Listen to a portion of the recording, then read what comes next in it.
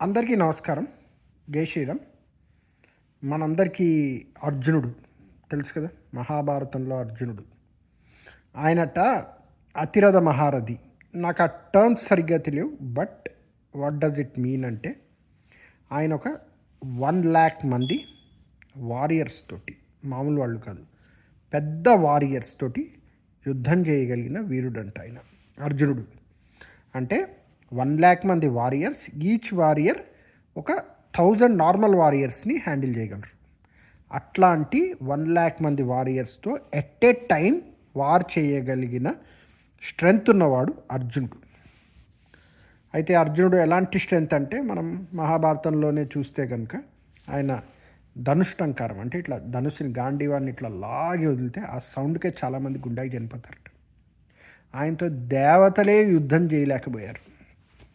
అట్లాంటి అర్జునుడు కృష్ణ నిర్యాణం పొందేసిన తర్వాత, అంటే కృష్ణుడు తన శరీరం వదిలేసిన తర్వాత అక్కడున్న కృష్ణ పత్నుల్ని, కృష్ణుడి వైఫ్స్ దగ్గరున్న డబ్బుని వాటిల్ని కొంతమంది బందిపోట్లు దొంగతనం చేసుకుంటూ పోతుంటే, అప్పుడు అర్జునుడు వీళ్ళతో నేను పోరాడతా అని చెప్పి గాంధీవం తీసి యుద్ధం చేయకపోతే జస్ట్ 50 మంది నార్మల్ బందిపోట్లు అర్జునుడిని కట్టేసి కొట్టారు.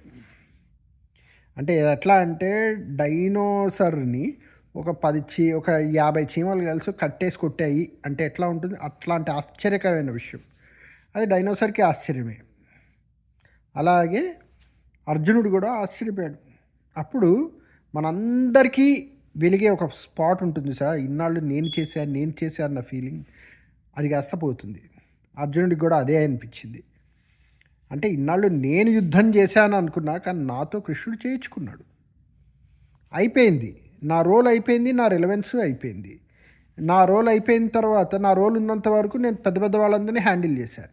నా రోల్ అయిపోయిన తర్వాత నేను చిన్న చిన్న వాళ్ళ జోలికి కూడా వెళ్ళలేకపోతున్నా. అంటే ఇంకా నేను కూడా నా జన్మని సమాప్తం చెయ్యాలి అన్న విషయాన్ని అర్థం చేసుకొని తిరిగి వెళ్ళి మిగిలిన పాండవులకి అందరికీ చెప్పి వాళ్ళు వాళ్ళ జన్మని అక్కడితో అంతరింపజేశారు. సో దీన్ని బట్టి నాకు అనిపిస్తున్న విషయం, గుడ్ ఆర్ బ్యాడ్ ఏదైనా సరే భగవంతుడు మనతో ఎంత చేయించుకోవాలో అంతవరకే మనం చేయగలుగుతాం. గుడ్ ఎలా అయితే అర్జునుడితో ఏమేమి మంచి జరిగిందో అంతవరకు. అలాగే బ్యాడ్ కూడా, ఇప్పుడు ఔరంగజేబు ఉన్నాడు, ఎన్ని గుళ్ళ కూల్చగలిగాడు, వాడికి ఎంత పర్మిషన్ ఉందో అంతవరకే కూల్చగలిగాడు. దాని తర్వాత వాడి రోల్ అయిపోయింది. ఎవరైనా వాళ్ళ రోల్స్ అవగొట్టుకున్న తర్వాత వాళ్ళ character roles will become irrelevant. అలాగే ఇప్పుడు మన భారతదేశ ప్రధానమంత్రి గారు ఉన్నారు. ఆయన చాలా ఎంత గొప్ప తపస్సు చేశాడో, చాలా ఇంపాసిబుల్ టాస్క్ని కూడా చేయగలుగుతున్నాడు, చేస్తున్నాడు కూడా. ఆర్టికల్ 370 అవ్వచ్చు, మనకి రాముల వారి గుడి అవ్వచ్చు, ఇట్లాంటి చాలా కష్టమైన విషయాలన్నీ చేసి చూపించాడు ఆయన. అలాంటి ఆయన కూడా ఎంతకాలం ఉంటాడు? కొంతకాలం ఉంటాడు, ఇంకా నెక్స్ట్ 5 years. దాని తర్వాత ఇంకెవరు వస్తారు? యోగి లాంటి వాళ్ళు రావచ్చు. ఆయన కూడా ఎంతకాలం ఉంటాడు?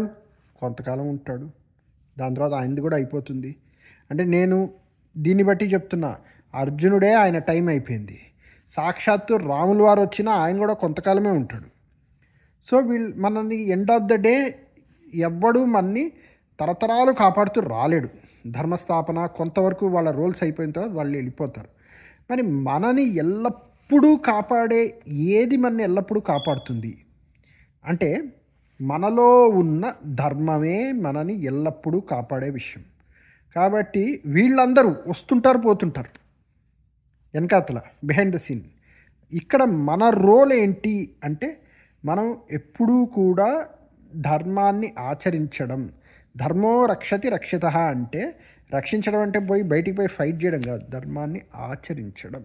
అంతవరకే మన రోల్, అంతే. భగవంతుడు మనతో ఏమేం చేయించుకోవాలో అవన్నీ చేయించుకుంటాడు. అయిపోయిన తర్వాత మన క్యారెక్టర్ కూడా ఇర్రెలవెంట్ అయిపోతుంది. ఇంతే నేను చెప్పాలనుకుంది. జై హింద్, జై శ్రీరామ్.